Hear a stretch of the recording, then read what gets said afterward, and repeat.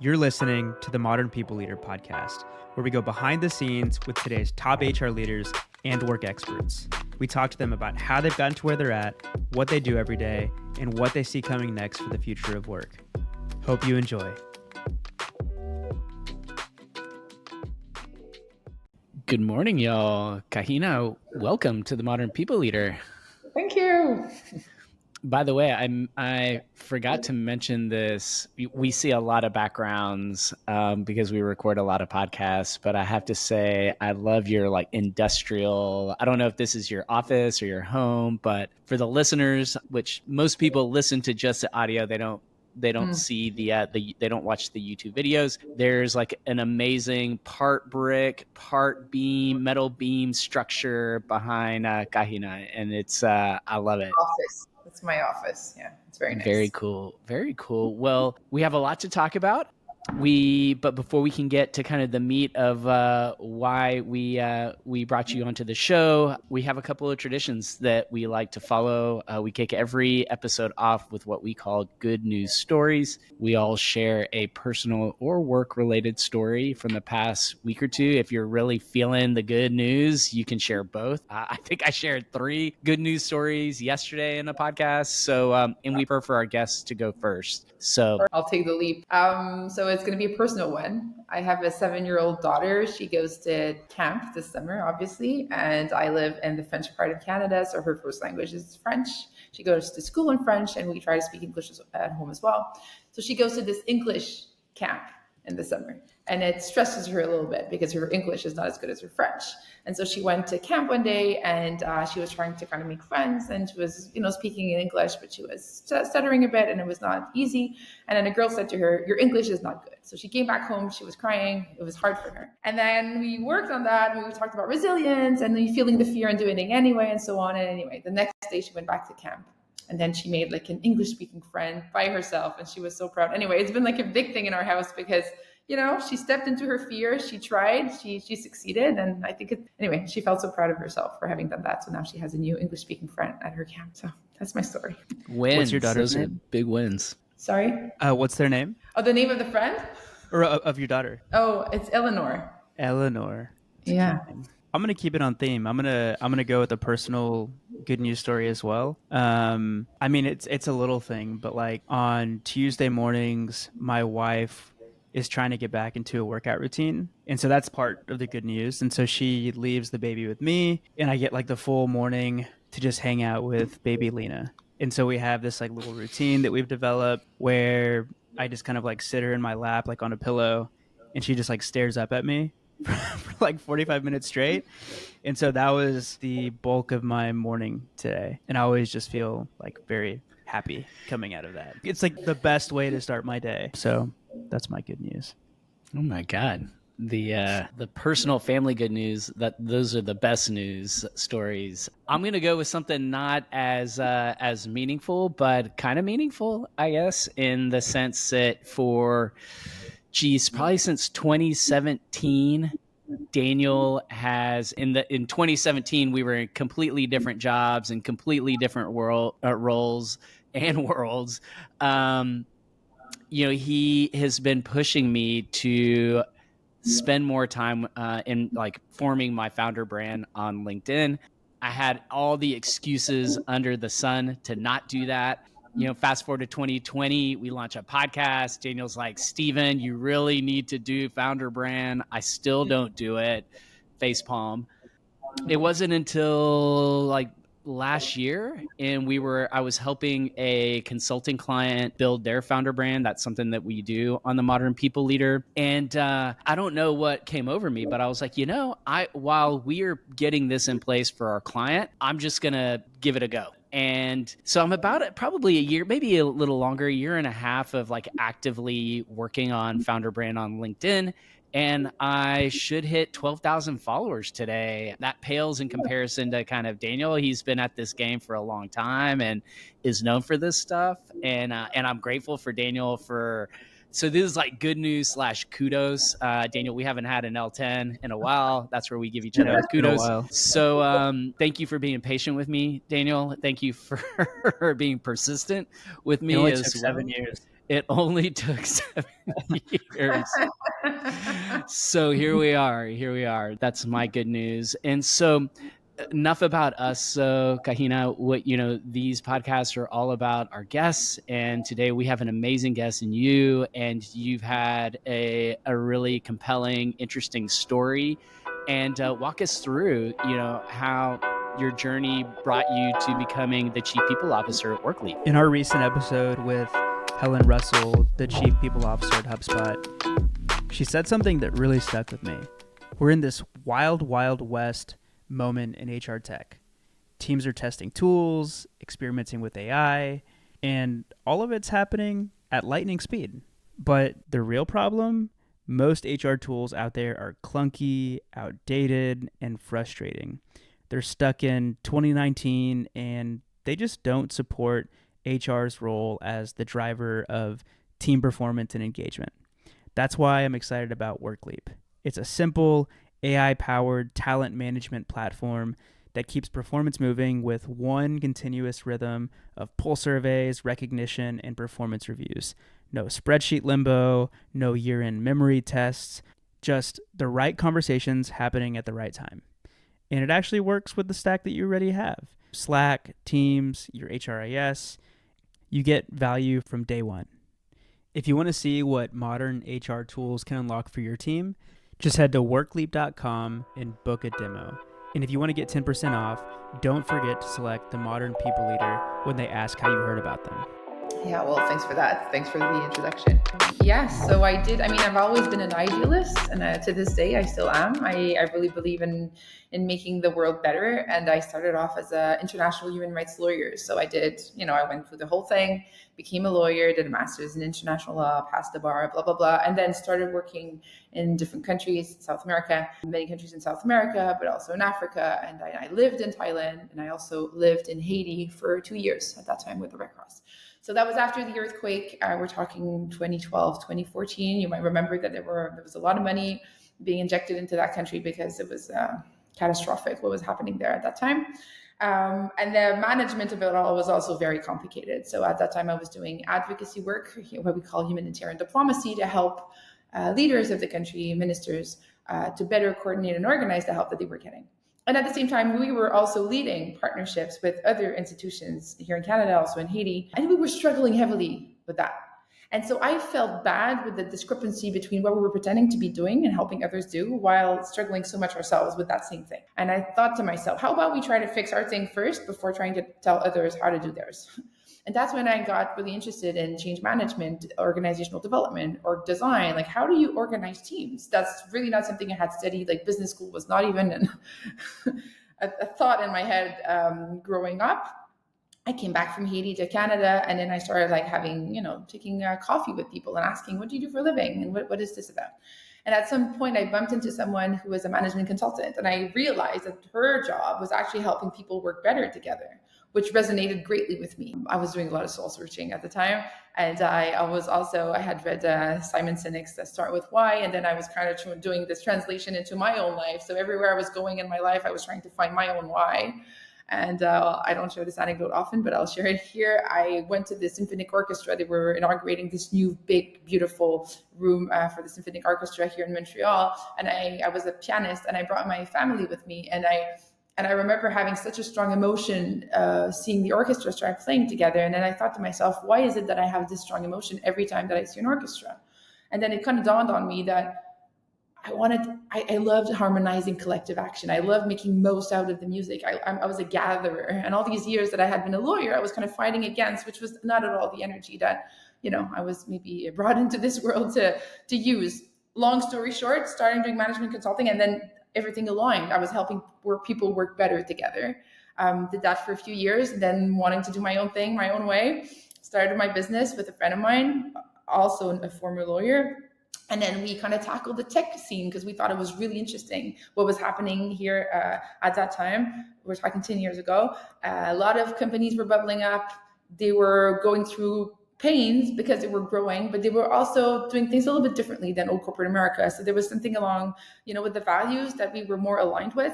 And as we were doing business development, I bumped into Simon, who's now been my colleague for almost a decade, who was the CEO and co-founder of the business. So I wanted to have him as a client. He didn't like consultants, ended up recruiting me. I built a department from scratch. We were maybe 130 employees at the time. We're now 400. Voila. And it's been 9 years and not one dull day in all of this time, because the company has evolved so much. So many things have happened, and it's constant joy, I have to be honest. So. I love that story. And I don't know what year it was that you were in Haiti, but I had a college friend, one of my best friends from university. He was in the Peace Corps in Dominican Republic. And if you really want to see how privileged we have it, go to the Dominican Republic or Haiti. Like, I was in the Dominican Republic, and my buddy was like, hey, we should go to the Haitian border, and like, you know, we don't have to cross, but like, you know, let's go check it out. And we went, and I have never seen such a massive discrepancy in life on one side of a border and life on the other side. Like, people go to Mexico and they think, oh, wow, like this is really different. It's nothing. I have never seen anything like that. I don't know how much has changed in all these years, because that was like 2007, 2008 that I was out there. But like, as soon as you said that, it took me back, and I can only imagine like how pivotal that experience was for you. Yeah. I mean, I've crossed that border as well. I was there from 2012 to 2014. It's just unfortunate, because I think that the state of the country has worsened ever since. So it was already extremely difficult back then, but it's even more difficult now. I mean, it's also a good opportunity to remind ourselves of the luck and the privileges that we have, I think, in this world. Agree. Anyway, I don't want to be a Debbie Downer, but it is what it is. No, yeah, I agree.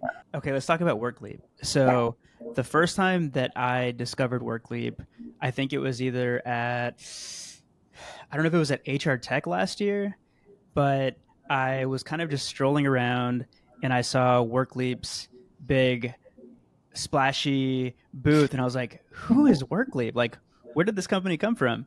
And I remember going up to the booth, and I think I met Melody, and she was explaining to me, first of all, she was hilarious, and I just chatted with her for like 30, 40 minutes, and that's when I discovered that Workleap is a combination of Officevibe, uh, Pingboard, and I'm forgetting the other ones, but like, it's companies that I had heard of before.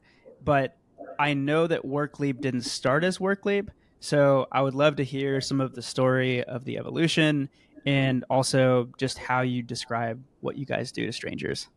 For sure. So Workleap used to be called Gsoft, a company that was built. It was actually started 19 years ago by three friends who are still owners of the business to this day. And the joke is that they called it that way because they were listening to G Unit and they thought it was cool. So that's the story. 50 Cent.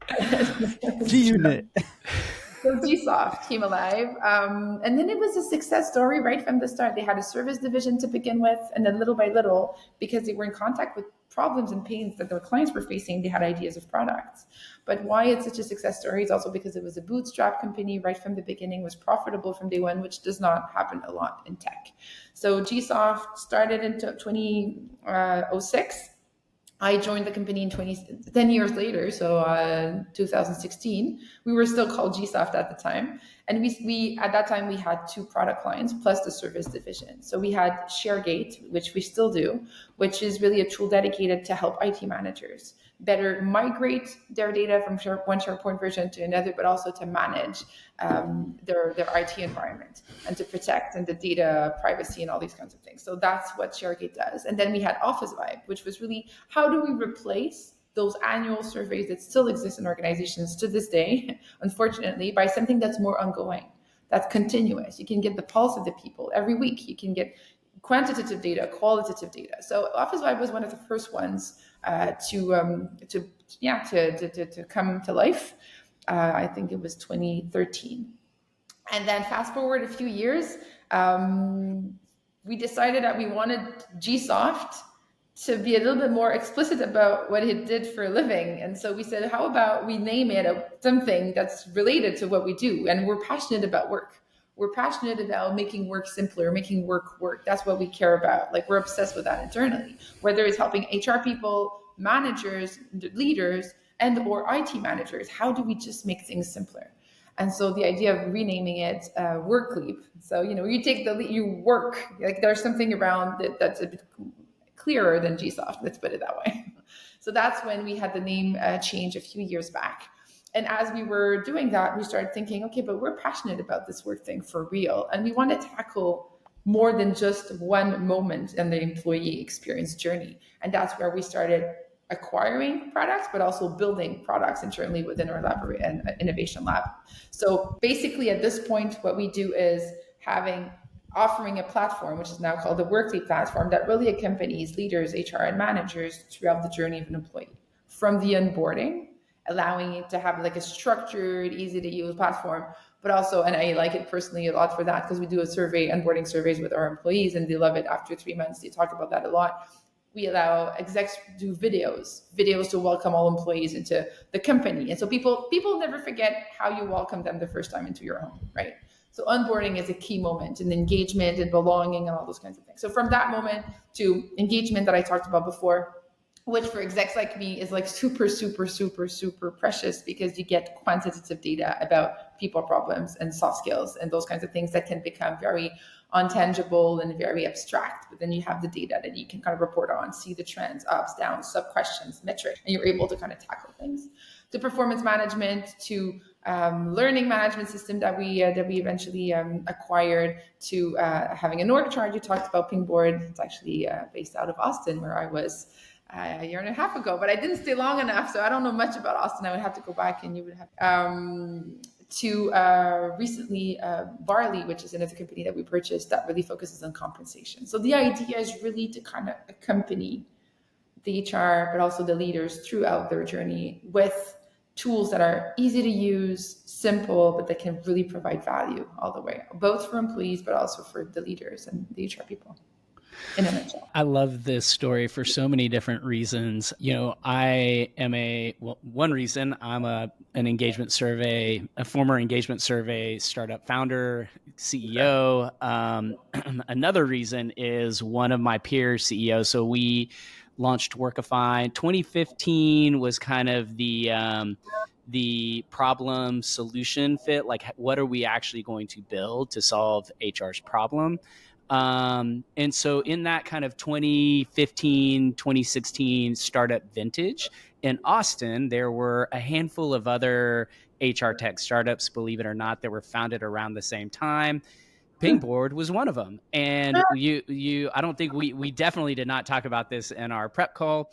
But Bill Boble, the founder and CEO of Pingboard, was one of my peer mentors. Like I brought all of these CEOs of these HR tech companies because there were only 4 or 5 of us. And I try to create a kind of peer networking group to help each other kind of grow our businesses. Some were more successful, i.e. Bill, than others, but i.e. me. But we became great friends. And it's such a cool story to now be here and to be interviewing you and to hear about, where you're taking not only that product, but, the suite of offerings that you have. And the words Workleap, I think, are super applicable to our conversation today. Because when I think about work, I don't think there's ever been a leap in the work and the way that work gets done than what's happening today. And you described it as if you were driving a car on a road that's never been taken before, and there's a lot of fog and you don't even have a seatbelt on. So like there's a lot of uncertainty, feels like it's not very safe, and there's a lot at risk. And I think Daniel and I have quoted this already like 3 or 4 times. So I hope that's okay. It's okay, but it's not from me. So I just want to put it out there. It's from Yoshua Bengio, who's like one of the godfathers of AI, and he's very internationally known. And he is, he's had a TED Talk that just came out. So he's the one who came up with the analogy, and it has even more weight because he's one of the co-founders of AI, basically. Yoshua Bengio. He's a Canadian, Montreal-based, but international researcher. So that comes from him. I just repeated it. Well, shout out to him. I don't want to say his name and get it wrong because I feel like I would, but credit is due. But we love that. We love that, the way that kind of framing. And so Tell us more about like what that means to you, this moment that we're in, this leap that we're all having to take as it relates to work. Yeah, it's really like having to learn a new language and you don't have the choice, but you're terrified. And at the same time, you're kind of excited and you understand that you need to speak the language to be able to function in the country that you've just landed in, right? But at the same time, it's like this language that no one really knows how to speak because you're all on the road together. So it's not as if you could go to someone and do like an intensive immersion, something for 3 months, and then you come out of it and you're good, right? That's not what it is. So that's where I find it gets interesting, fascinating, exciting, and terrifying at the very same time. I think that, we talk a lot about the importance of being able to navigate through uncertainty and ambiguity when we hire leaders and managers. That's like, I'm a broken record on that. I feel like more than ever, this is true about this moment. Like we need to be able to, it's one of our values at Workleap, but take the leap, step into the unknown, figure it out as you go. And I think that the soft skills that we always say that we hire people for their hard skills, but then we let them go for their soft skills. I think this is becoming more and more true, not only because they will be replacing more and more the technical aspect of things, but also because we are, and again, this is not for me, but I heard someone say, we're not in an era of change, we're in a change of era. That's where we're at this moment in time. And so it's overwhelming. How can we grab things that are not moving too much so that we can step forward together? And how can we communicate in a continuous manner so that we can learn together? For me, and I'm being maybe a bit abstract in my answer, but I think that it has a lot to do with the soft skills and the ability to kind of communicate on that and exchange in a continuous manner over what's working, what's not working, what am I scared of, how is this facilitating, enabling my work, and on the contrary, how is this creating hurdles or blockers and whatnot. So I think keeping the conversation alive constantly, I think is one thing that's really important. I see it internally, and it's interesting. I was talking with someone not so long ago around the fact that we need to be more and more tech savvy in any job that we do at this point, right? Software is the new workplace. We've talked about this before, but on my team, we've decided that IT was actually part of the experience, of the employee experience. We now, my team still now encompasses IT because that's the language, that's the place, that's the office that we sit in every day. So we don't have an option but to speak that language. Yeah. So yesterday I was at the gym and I was talking to one of my buddies from the gym and I brought up how HR is now being more and more being asked to be responsible for both IT and HR. And he was like, really? Like, why HR? And I thought I had a pretty good response for that. But like, give me some help. What do I say the next time that somebody says that? Yeah, it's interesting because it's a conversation that's intriguing a lot of people. Like we're getting a lot of reaction when we talk about these things. As I said, software is the new workplace. Everything that's happening in terms of experience, especially for hybrid work environments or remote first companies, everything that's happening is on the screen in front of me. So that we know, but I don't think we realize the extent of it and the extent of the impact that it has on the actual experience of an employee. So I'll just give you a few examples, and I'm sure you've been through that yourselves. When you onboard into a company, especially in a remote setting, the only thing that changes in our day and time, when you're still working from the same office in the same house, let's say, the only thing that's changing is a computer that you're going to get. So then does the computer get shipped on time? Do you have access on time? And it looks like small things, but it's like when you go to a conference and people just talk about the food because the food really sucked.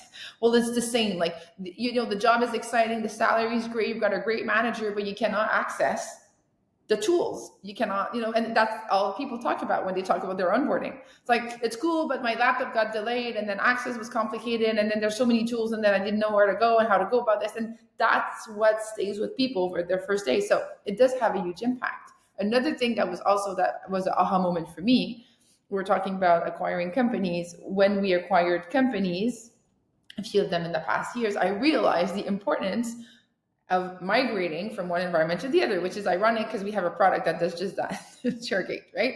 So let's say you're working on the Google migration, you're working on Google Docs in the Google environment, or you have your own Slack environment. That has also happened to us. And we have a Slack environment, but it's not the same. And we need to migrate from your Slack environment to our Slack environment. And then for some reason, true story, tons of glitches, tons of complexities, super long, weeks and weeks, months. But then what happens in the meantime?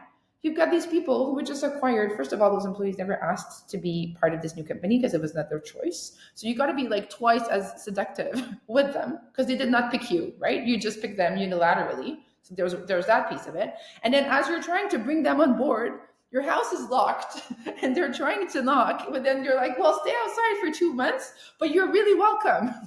And that, I mean, I've seen the impact of that, like subcultures staying strong, like misalignment, like persisting. And so I don't know, I was even talking with the VP product of ShareKit one day and I was like, you don't understand the impact on experience. And then it dawned on me, like, these are things that need to be fixed because it does have, that's the reality that we live with now.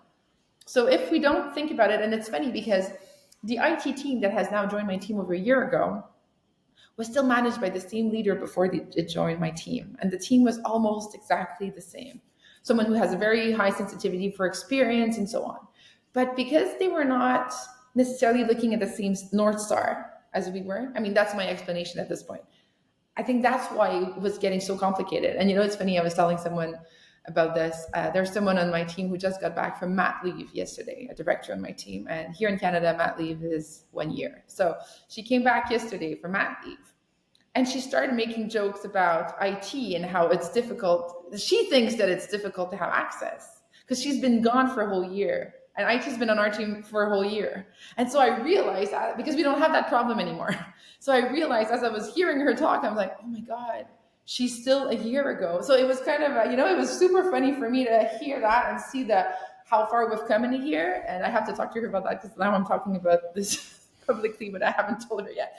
But it was good for me to kind of take stock of the progress that had been made.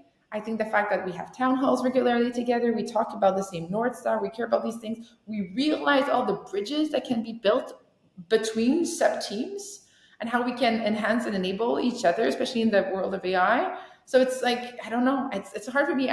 It's hard for me to pinpoint, but there's so many things that have been fixed with that I'm myself a bit surprised. So yeah. Another reasoning that I've heard more recently, and this is kind of more in line with kind of the current, impact that AI is having on the IT function, on all technical roles.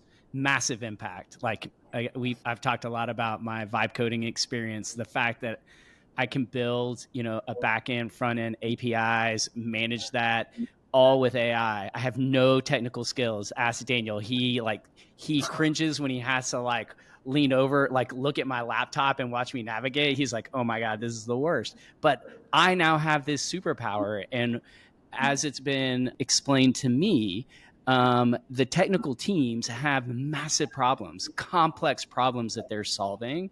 As we begin to move into an AI-powered workplace, who is better positioned than HR to redesign that organization?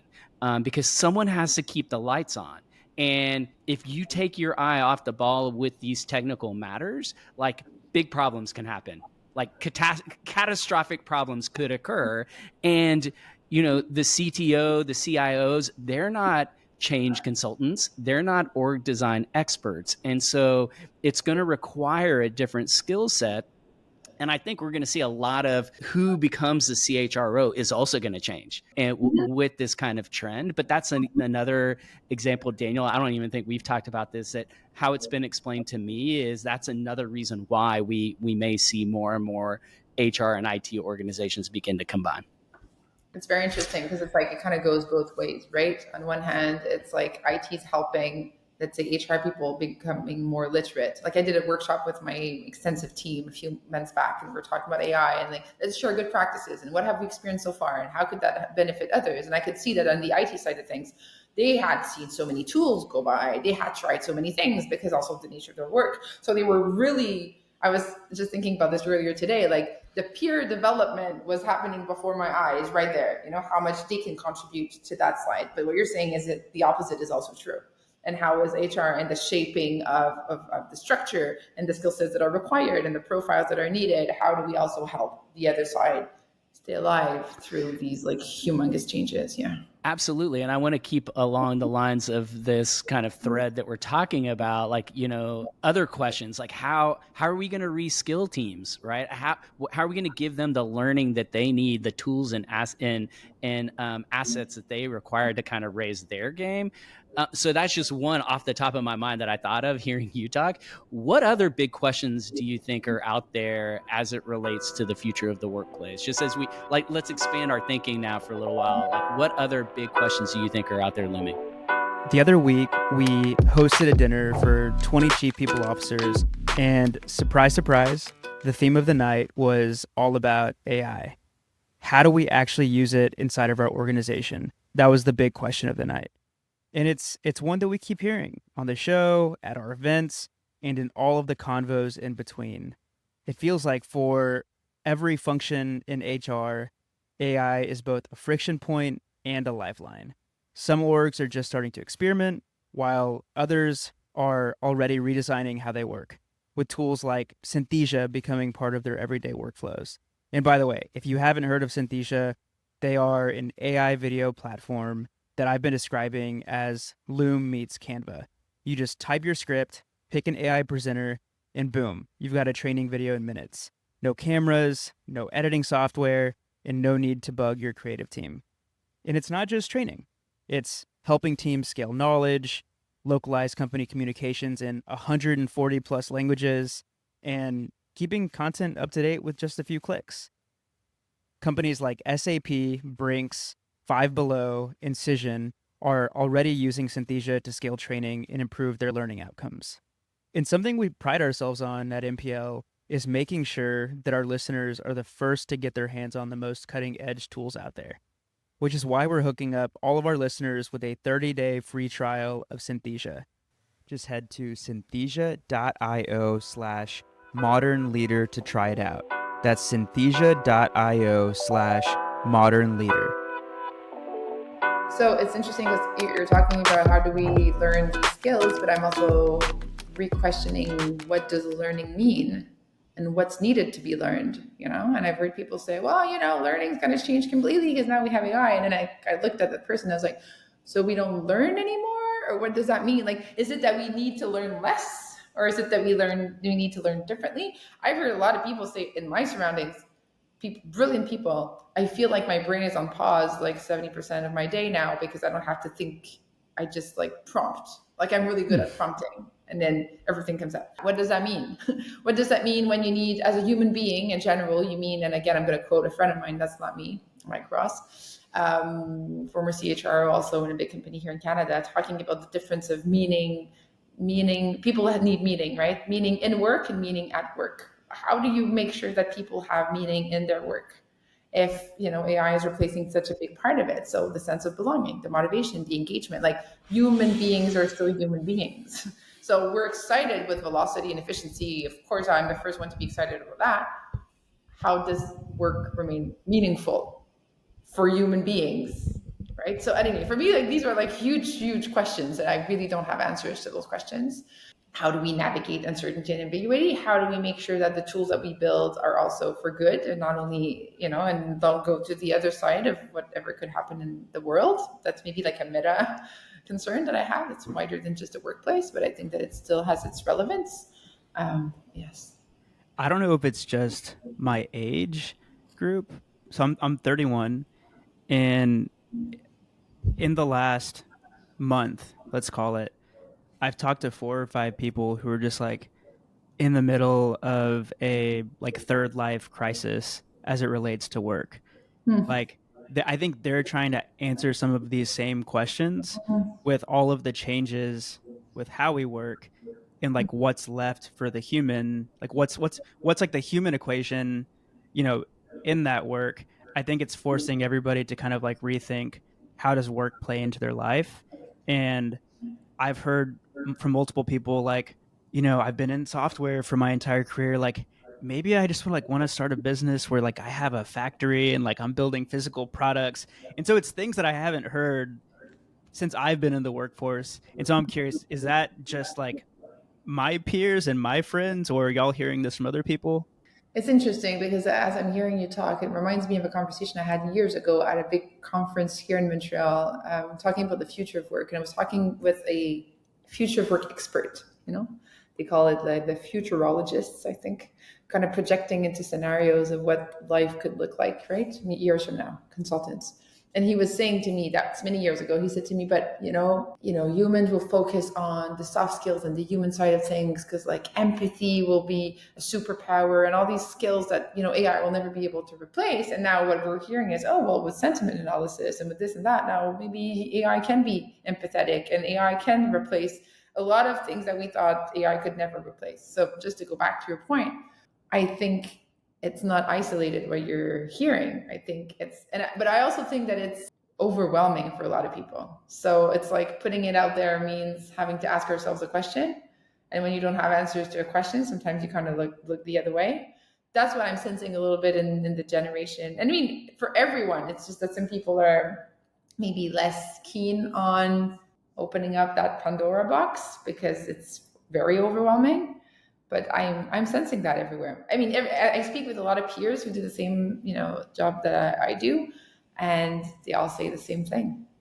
It's like we're excited and we don't know. Yeah, and I don't know. I feel like I was maybe overly concerned or maybe overly vocal about my concerns on this topic, and I've reverted to like not mentioning it anymore because it seems like it's a stressor. But it boggles my mind that on LinkedIn, on my Apple newsfeed, like literally nowhere are we talking about the reskilling and upskilling that is actually going to be required. Like if we are at the very beginning, well, early days, I won't say very beginning, of this new way of working, this thing is going to be massive in my opinion. And I believe that like no business is immune. Maybe, until robotics and the actual robots, are commonplace, there may be some kind of industries where you're using your hands and humans are required,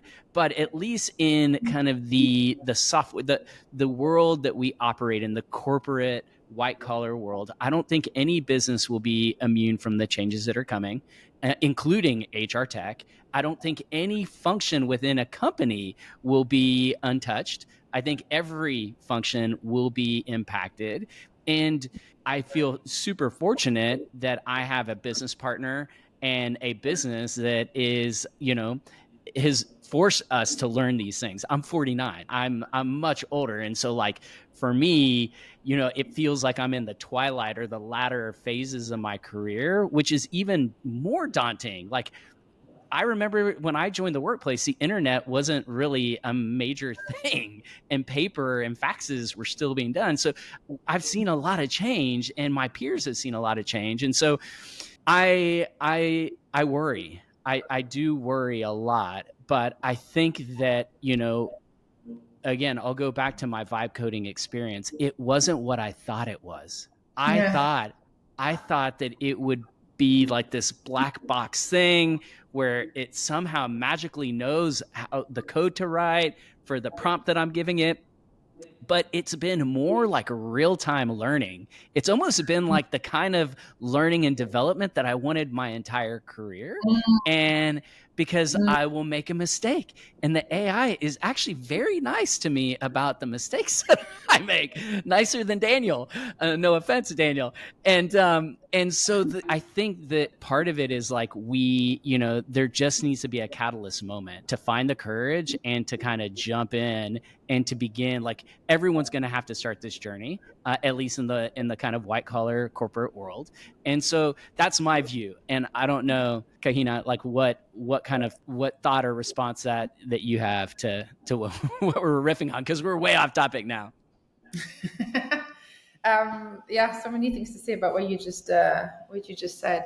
I think there's like the velocity of change that's increased significantly. So you're talking about fax and paper and then internet, right? And now we say, well, AI is like progressing like this. So why are we not talking enough about upskilling and reskilling? I think that it's like it's changing almost every day. So it's hard to keep up with the conversation because you're kind of discovering something new every day. So I think that's on one hand, and then on the other, having to put our hands into it and get dirty. It's funny because the Workleap platform now has Workleap AI, and that's something that we now use. And it was interesting because I saw even myself being forced to use it because it's a feature, and we use our own products, obviously. So I was kind of forced to use it because it's there, and I'm curious. And then, as you said, the benefits of it, and then me realizing that it's not as big as it looks, and that maybe and then there's tons of questions that arise, and I thought, maybe I'm not tech savvy enough, so maybe that's why I have these questions. But then discussing with people who are actually like technical and they have the same questions, so that's why I was talking earlier about, I think the communication of it all in a continuous manner for me is one of the ways. And I'm saying this to you, and we got, how we say we always teach what we need to learn. So I'm going to take a mental note because I think that I need to bring this back and do this better internally. Like this communication, my team has started like quizzes and like gamification of AI on my team because we want to get better at it so that we can kind of like widespread this at the organization scale. But I think that ongoing conversations around where we learn, what didn't work, the blockers that we have between the different departments would be really, really rich. So I'm making a note that we need to do this more. We had a guest recently. Oh, sorry, Daniel. We had a guest really quickly, and they have a weekly meeting, and they call it Pain. And it's like, I forget what the P, it's like little P, big A, big I, N. And they talk about their frustrations and their learnings and their lessons learned. So I think that would probably, if I were on your team, I would be like, yes, this is it, because this is how I'm going to sharpen these skills. That's cool. And also what I'm thinking is also not only within one function, but also like making it cross business. That's what I'm thinking about, because everyone is exposed in a different way depending on the type of work you do. I know that in growth, and maybe Daniel can speak to that, but like in marketing, like it's been revolutionized. It's completely different. SEO experts don't do their job the same way that they did their job when I started in this business 10 years ago. So they have exposure that maybe could be of interest to me, even if I'm sitting, in another chair. So this kind of like sharing, anyway, I have to think about that. Yeah.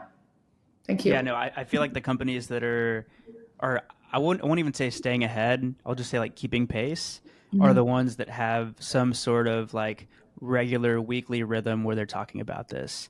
I want to go back to a point that Stephen made. He was, talking about how no business is immune from all of the change that's happening. And I'm curious, if you're open to sharing, how do you think that, and this might be a question that's swirling around in your head that you still don't have an answer to, but it feels like B2B technology as a whole will have to change in the next 5 to 10 years. And I'm not smart enough to know what that's going to look like, but like I know it's going to be totally different than what I can even imagine, to like fit into this new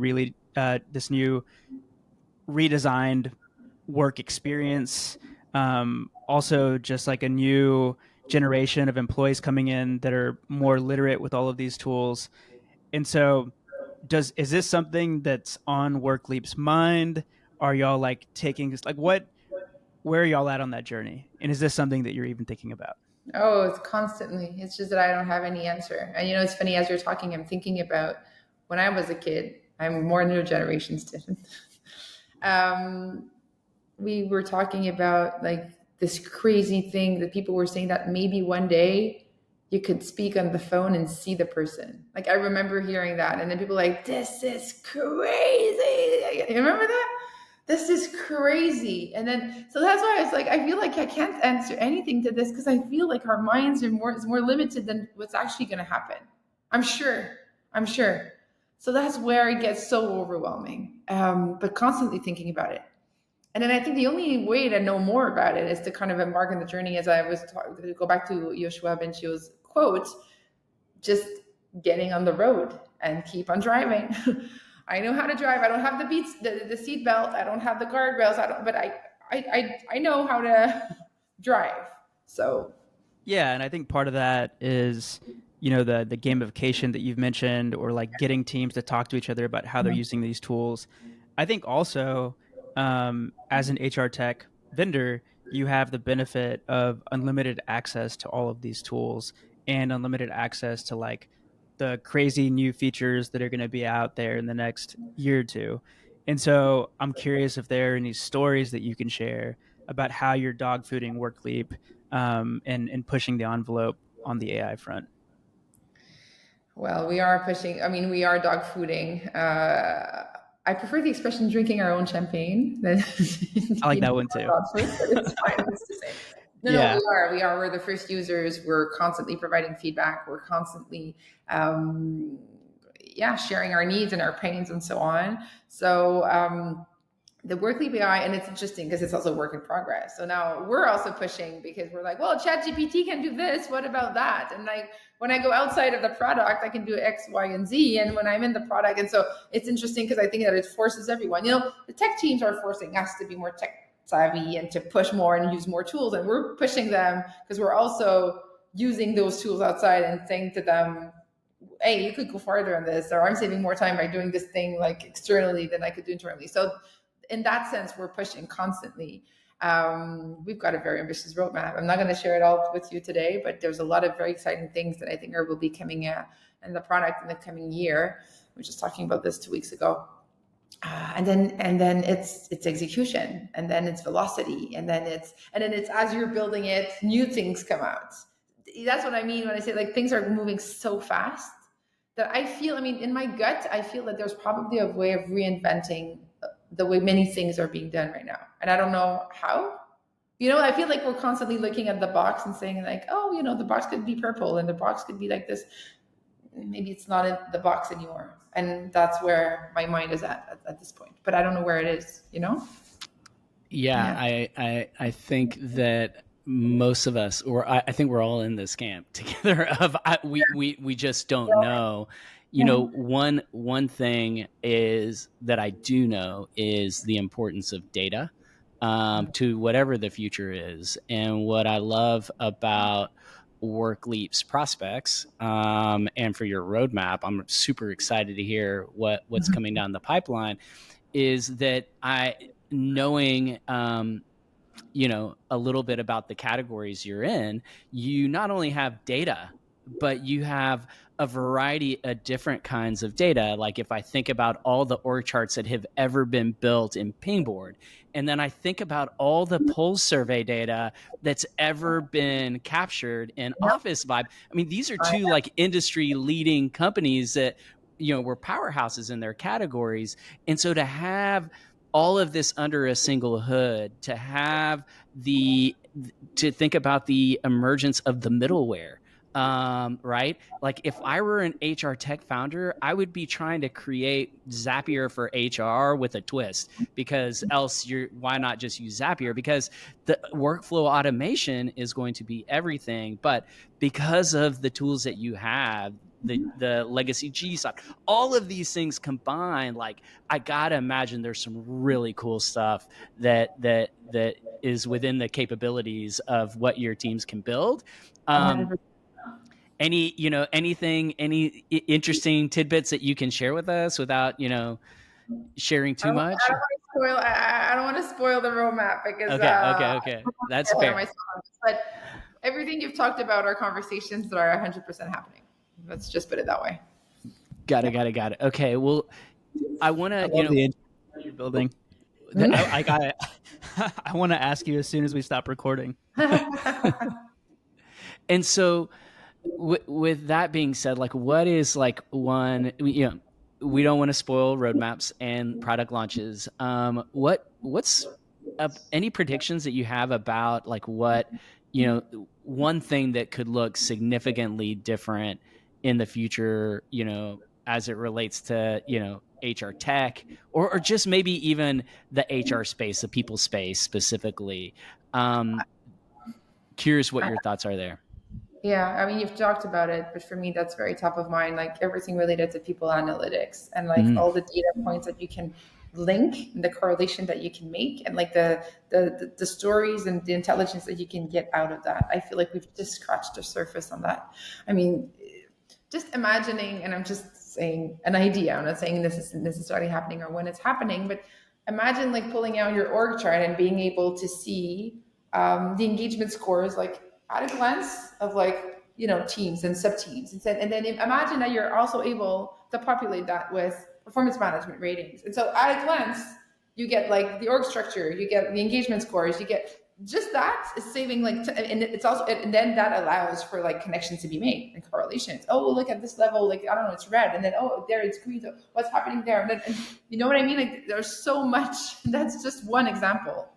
So for me, people in analytics, the data piece is like, it's going to revolutionize not only in our products, I think, but just in the way that we can. And also AI is that this is what it is. Like it's data points that are aggregated and used over and over to. So how do we get the data? How do we make sure the data is clean? How do we know how to make the data speak? How do we tell the right story around the data? Like all of these aspects, are so core, I find. Yeah. So something I want to do, I haven't even talked to Steven about this, or maybe I did like a year or two ago, but I think there's like really something there to us starting like a second type of MPL series of interviews where we're interviewing like the rising stars in HR. And the question I want to ask you is like, is there something that somebody on your team or several people in your team are working on right now that they brought to you, and maybe they showed you like a quick like prototype of whatever they're working on, or like gave you the update and it just like completely blew your mind? Is there anything that comes to mind as I describe this? Yes, it was a while back, but I think it's still relevant. We at some point we wanted to amplify the culture of innovation within the company, and so we decided that we were going to build our own innovation process from scratch, hand in hand with the product team. So it was really led by my team, and then we developed. We branded it. It was called Innovate. There was like this whole thing where the whole company came together and then the process was kind of led, but we did research on innovation and the good practices. Like we did a lot of work to get to this process. And I'm mentioning it because at times, and it's funny, I was at a conference even in Chicago talking about this, and people from HR were looking at me like, what do you mean HR led an innovation process? Because not only did we lead the process, but then what ended up happening was one of our most successful features right now in Officevibe was born in that Innovate cycle, where people from everywhere in the business, how we say that the taxi industry was revolutionized by Uber, that was made by people who were not coming from the taxi industry. Like the best ideas did not come necessarily from the product management people. Like everyone in the business was kind of like brainstorming. And so that was an example, and we're thinking about probably doing another cycle of that. But that was something super impactful business-wise. Culture-wise, it was impactful. Business-wise, it was impactful. And I think that not staying in our lane and like thinking wider and working hand in hand with product as like strategic partners to say, we need to do things differently. It's one thing for product leaders to say to their team, be innovative, and then go see what competition is doing. So we decided to do things completely differently. And then we gathered our employees twice a year here at the office. We, the first we did one online and we did one in person to kick things off, and it was a rave. It was a big success. So that's something that it's an example of things that we can kind of, put down on their heads and think differently about and have a big business and big impact on for clients. Yeah.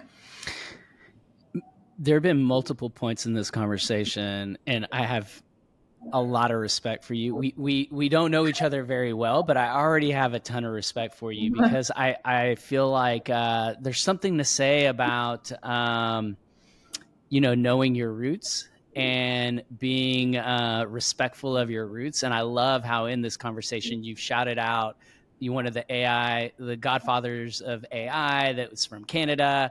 You've also shouted out another CHRO, also from Canada. And Daniel and I have increasingly turned our attention. We're not turning away from the US, but we're expanding, the conversations we're having. We've had a lot of conversations with people in Europe, and we've had a lot of conversations with people in Canada this year.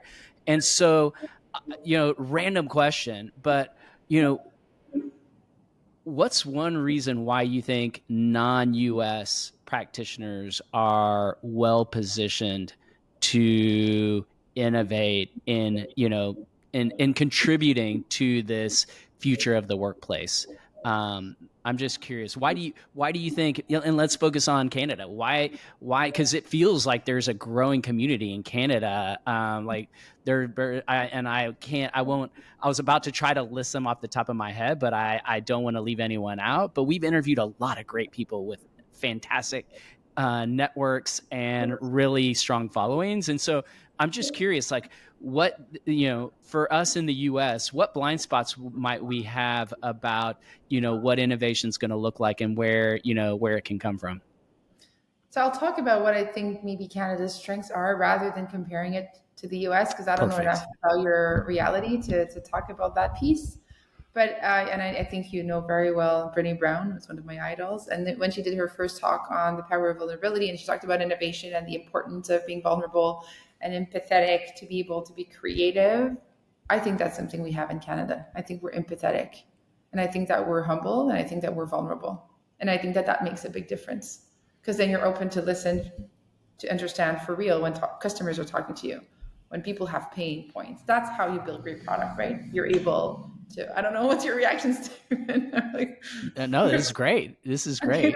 Nonverbal. I'm like, I don't know. I feel like I'm hitting something. No, we have an asynchronous document Daniel and I operate in, and I was like I felt like that was my mic drop question to you. So I was like, over to you, Daniel. Bring us home. But this is great. Keep sharing. No, but I think that it has to do. That would be my 2 cents. The culture in Canada is very humble. It's very vulnerable, and it's very empathetic. And I think that it does have a huge impact on innovation. I mean, Brené Brown said it. I didn't say it. So I think that's the secret sauce. Let's keep that. It's important. Love it. And I think you hit on all of the characteristics of the people that we've worked with on the Workleap team. Mm-hmm. Yeah. Cool. Phew. I won't list them shout all out off. to Jerome, but I do want to Yeah. give a special shout out to Jerome, because on the marketing team, because we have worked a lot with him, and that you just described him to a T.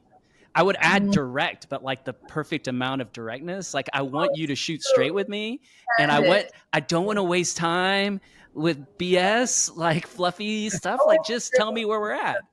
We're candid, and especially I think in the French part of Canada, it's even more true. There's something about, we don't sugarcoat. It's true. It's the French heritage, maybe. Well, I feel like on that's the perfect way to end the episode.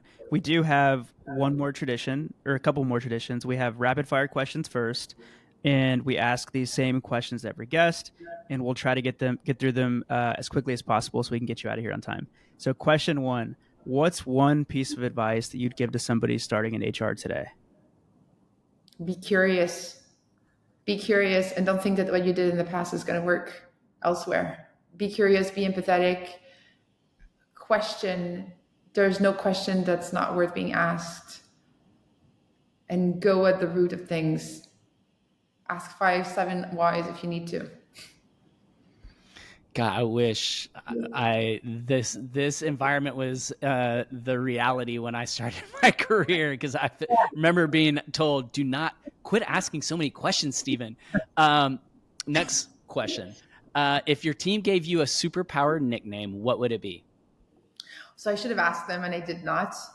I think I would say warrior, and then I'm gonna cheat here. Kahina is the name of a queen from North Africa who fought against the invaders in the 7th century. So maybe it's a bias, but I think that I'm always willing to fight for the right stuff. That might be the best response we've gotten to that question so far. For real. If you could steal one strategy from another company, what would it be? Do I have to name the company though, even if they're You don't have to. I'm not gonna name it. You don't have to name it. I think that having really deep research on certain topics would be something that I would want us to do more of. And I know some companies have had advisory boards of like PhDs and researchers and about certain topics that I find are worth investigating more. I love that. And I know exactly what you mean, because I've been in the shoes of like, damn it, we need more research. Last question. If we could cast a light on someone who's truly innovating in HR, someone who's, truly pushing the envelope forward in the people space, like who is that person? Who should we have on the show next? Oh, well, I'm going to talk to you about my friend again, Mike Ross, but he's doing a PhD on the meaning of work at the moment, and he's an ex-CHRO, but he's a fascinating person. You should have him on. We would love to. Okay, so one word or phrase close is how we close out every single episode. It's anything that's coming to your mind right now. And for the sake of time, I can get us started. I'm going to say G-Unit. Ever since you said G-Unit, all I can think of is the song What's Up Gangsta. Do y'all remember that one? Yeah. All right, I'll go next. Can we do this whole thing again in Spanish? Oh, I'd be a 2026 goals. Yeah. So my wife, the plan is for me to learn Spanish with the baby. And so maybe I'll be ready by then. And what the audience doesn't know is Kahina gave us the kindest side shade in our prep call that we weren't prepared to go all in a Spanish conversation because you are fluent, and I would love that. That feels like a great 2026 goal for us to do a full episode in Spanish. I am gonna go with the power of vulnerability. It's like part Brene Brown, shout out, who we've had on the show, but also part culture of what Canadians bring, and I think it's a great way to closing things out. And I know that this was delayed a little bit, but man, was this worth the wait. Kahina, thank you so much for joining us today. It's been an absolute blast having you on. Well, the pleasure was mutual. Thank you so much for having me. Alrighty. Bye, guys. Bye. Thanks for tuning in to another episode of The Modern People Leader. We really, really appreciate it. And if you enjoyed the show, please leave us a 5-star rating. It would mean the world to us. And connect with us on LinkedIn. We want to know what you think about the show, and you can find links to both of our profiles in the show notes. Thanks again for listening, and see you on the next episode.